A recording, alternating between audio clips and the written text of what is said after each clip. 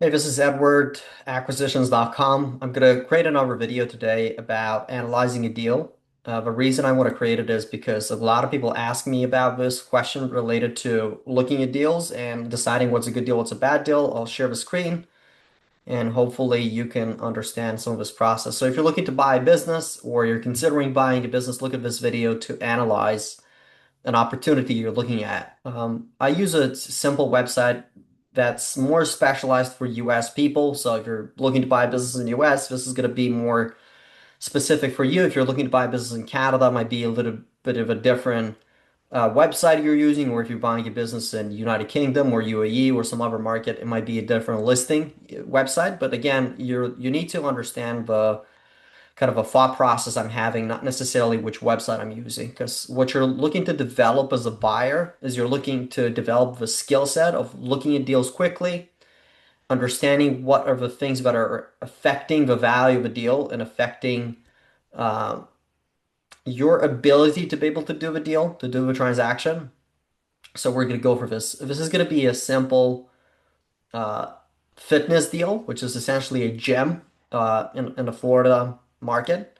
So I'm going to open up a listing. So what we're going to do first is we're going to just read the listing, go for the basics of the listing and understand the numbers. And then we're going to go back to the spreadsheet and I'm going to show you some of the basic things you could do right away to decide if you want to keep talking to some of these deals essentially. Because really what you want to do is you want to filter quickly to be able to see which deals you want to make an offer on, which deals you don't want to make an offer. The only way you're going to close a company is by you making more offers to more businesses. That's the only way you're going to be able to buy a company.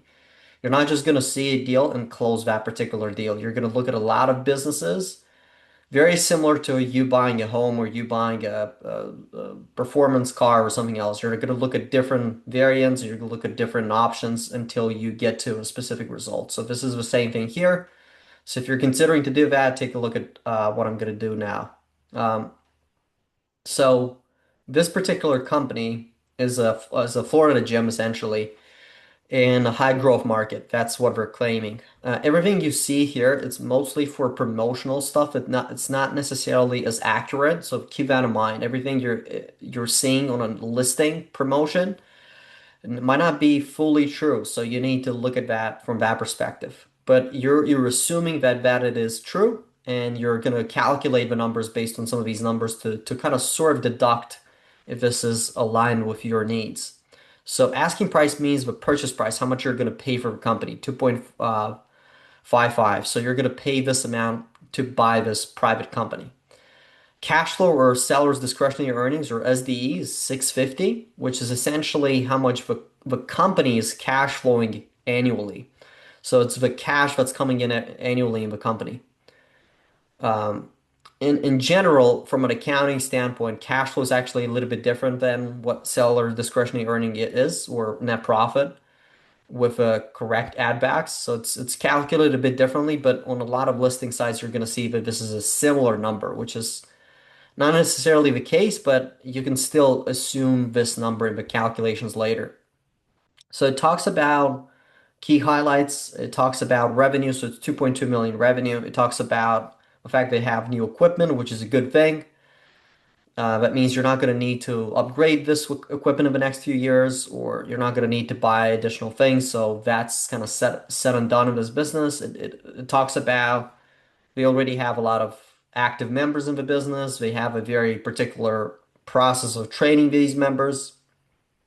They provide even different additional services such as childcare, recovery centers, saunas, and so forth. So that means they're diversified for their services. It's not just selling gym memberships. They're doing a lot of different things, which is really why they're generating this amount of revenue, why they're generating this amount of profit is because they know how to increase lifetime value per customer. So that's what it seems like. We're talking about the benefits, which is the fact they have a long-term lease, very good parking, very good management team in place, additional space that they can expand to as far as different other sessions they're going to do for physical therapy and things like that, which is a good thing for this particular deal. Now, what's also interesting is this company's been established from 2022, but they're also um, pre-qualified for a loan, which means when you're coming in to buy this company, you don't need to pay $2.5 million up front.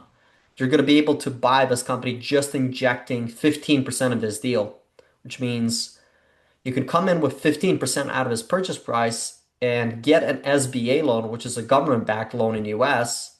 It's called the SBA 7A loan, which you can get it if you have fairly good credit, the deal is fairly good, and you have some sort of operational understanding how to add value to this company. So if you're, let's say, in Florida, you have good credit, you that's above 700s in US, and you have that 10-15% cash injection, you can put 10-15% out of his asking price.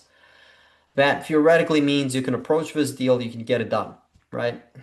Now, typically you don't even need 15% down because with 7A loans, you can actually pay 5% down and do 5% seller finance and even get 90% from the SBA 7A loan. Now, you can also do 10% down, which is going to increase your probability of getting it done and you're going to be able to work with more SBA lenders and get better terms potentially. But in general, I'm not sure why specifically they're asking for 15% instead of like 5 or 10%. So you would need to clarify that with this particular company while you're approaching to do a deal with them. So that's what we can see as far as numbers. It's also that you're not buying any real estate in this particular deal, you're buying the business. So they're leasing the real estate. So that's also a condition in the contract you're going to have, meaning you're going to overtake the lease. You're not going to buy an additional asset, right? What's also interesting in this deal is that the owner is essentially an expert within this space. And probably when you're going to become the owner, he's going to be able to train you. He's going to be able to give you a lot of his skills and his knowledge and his processes and how he's doing it. Plus, there's a management team in place. A management team in place is always valuable because essentially what you're doing is you're delegating a lot of these things as far as operations to these people. You don't really need to do a lot of these things yourself every day, all day. So it makes this business a little bit more passive and a little bit less risky from a capital perspective, an investing perspective. There's nothing else interesting here about the deal for right now. So what I'm going to do is going to go back to the listing, to the spreadsheet of a listing, and I'm going to show you a few basic things related to assumptions. So the first thing that I'm going to do is I'm going to actually calculate the deal from a perspective of what they want, what the seller wants, what the actual listing agent wants, right? So I'm going to make sure that this makes sense, right? Because what I'm really trying to do is I'm looking to assume kind of worst case scenario that we're not going to be able to negotiate and that we're going to just need to pay them whatever they want to get paid to be able to get it done. And I want to calculate that first. So what I've done is I've plugged in the numbers from the listing, which is 2.55 as far as suggested price. I've inputted the EBITDA, which is the seller's discretionary earnings or the cash flow you saw on the listing, which is here. This is the number, and this is the asking price. And then this particular spreadsheet, it kind of calculates a multiple on that net profit. So what a multiple or a multiplier is essentially it's calculating the value based on the multiple and based on the EBITDA of a company. So it's multiplying 650 by 392 and it's deducting the 2.55 million. In this case, it done the opposite. So because I've inputted the 2.55 and the 650, it calculated the multiple, which means the multiple for this deal is 392, which you could argue that this multiple is a little bit higher for gyms in an environment like this, in a situation like this, and I'll explain to you why in a second. But let's assume that we're going to leave it at that, and we're not going to do anything very creative on the deal, meaning we're just going to give them what they want. So let's go back to what they want. So they want 50% cash injection, which means we're going to give them 50% of this $2.5 million. So we're going to inject that capital here. So I'm assuming that in my modeling, which is equity injection 15%, which is going to be 382. So me as a buyer, I need to come up with this amount of capital myself or maybe an investor. So that way we can buy this company. So that means that we're going to give them this amount first, And then we're going to also get a loan for 85% to be able to give them the whole amount. If we put in 15%, that means we typically can get an SBA 7A loan, as I said, which is the 85%, which is 2 point almost $2 million.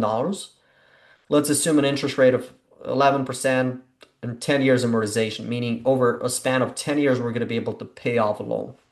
In some cases, you can pay it off a lot quicker just because of the profit you're going to make and the growth you're going to make and so forth. But let's assume this scenario because this is a typical terms you're going to get in the US. These terms might change in different countries, if you're in Canada or if you're in United Kingdom, or what kind of mechanism you're using as far as financing. If you're using cash flow lending, asset-based lending, invoice lending, whatever you're using. So in this case, we're using a government-backed loan to get the financing. So what the spreadsheet does, it calculates essentially the yearly debt service, how much we need to pay the bank yearly to be able to provide this uh, cost, to be able to service this cost, which is going to be 380, 358. Um, and that means that we're left with around 291 as far as profit, right? As an owner of this company. Now, again, remember that there's going to be some potential additional expenses. So this is not going to be the accurate profit you're always going to make, right? So what this spreadsheet actually does, it calculates a ratio which is called debt service cover ratio, which is one of the most important metrics you need to quickly calculate when you're valuing a deal. So essentially what this number is, it's in this particular spreadsheet, it's B5, which is the total debt service divided by the total net profit divided by the total debt service, which is essentially B5 divided by B23. You can see here, 650 divided by 385. And then you'll deduct that is around 1.81. Now, from a lending standpoint, where you're approaching a bank is also going to calculate this number because if they know if this number is above 1.5, then it's a fairly good deal. It's considered a fairly good deal. It's not a bad deal. Of course, the better the number, if it gets above 2 or above 2.2, you're getting closer to a more of a perfect ideal scenario for you as a buyer. So in this case, it's 1.81, which could work. You could probably get financing. You could get approved, which is a good thing. Now let's cover a little bit about uh, some notes related to the deal. What's a good thing about the deal is the management, which is going to typically increase the multiplier on the deal.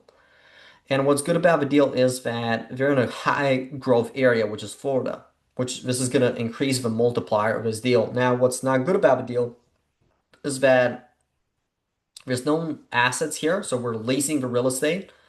And then we also don't really know the stability of this business because this business has been around for only 3 years. So it's not been around for 7 years or 10 years. So it's a less established brand. As far as the multiplier, the lease terms are gonna affect the value of a company. The competitive location are gonna affect the value of a company, and then whatever if this is an independent brand, which is probably is, or a franchise, and whatever they have a lot more recurring revenue, or they have just kind of one-off payments from different services they sell. So they have a lot of recurring payments with a lot of these services they sell. It's typically going to be a more stable company. Now, what I done, the second spreadsheet is essentially different modeling, which is I've actually done a lower amount of payment to them, which is instead of paying them 2.5, I'm going to pay them 2.2. Why? Because as I said, there's a few risks associated with a deal, which is it's a startup. It's not really an established company. It's not been around for 10 years. It's been around for 3 years, which means we can't really pay high-end premium multiples. We're going to pay less than the typical, let's say, 3.5, 4x multiple on this number, on this EBITDA number. So we're going to pay them less as far as the value just because they're a startup. We don't really know the intricacies of a lease term, so we can't assume anything, but that could also drop the multiple by a lot. And if we understand how they're selling to customers, the lifetime value, and how recurring the payments are from a lot of these customers, we can also either decrease that multiple or increase it. But let's assume that they have that at a fairly good level, and we're gonna give them the benefit of a doubt, and we're gonna accept it, right? So now what I've done is I've done a modeling where we're paying them uh, the same terms, which is essentially 15% down, which is exactly what they want, and we're getting a loan for 85% again from the bank. Now, what changed is just the value. And the reason is if we're going to change value and we're going to change terms at the same time, we're going to have a lower probability of negotiating and getting a deal accepted. So what you want to do when you're negotiating is you want to change one thing and you want to be firm on that thing, and then you're going to give them what they want as far as the terms and conditions, or vice versa. You're going to change your terms and conditions, and you're going to give them maybe the same value they want, or maybe even a better value than they initially wanted to be able to massively change the terms and conditions. So in this case, we didn't change the terms, we just gave them less money. Just because, again, there's risks associated with the fact this is a startup, not an established 10-year-old uh, gym that has been crushing it for 10, 15 years in the market, right? So this is how I look at deals. I'm trying to analyze, again, what factors are going to affect a particular business model. I'm going to add those in as far as the multiplier. If I'm noticing that they don't have some of these factors, I'm going to decrease that multiple, and I'm going to offer a lower ball offer when we're dealing with these business owners. Of course, everything is negotiable, everything can be discussed as long as you're doing it in a professional manner and you're giving them very clear arguments why you're doing that. Hope this video was helpful, and let me know if you want more of these videos. Thanks.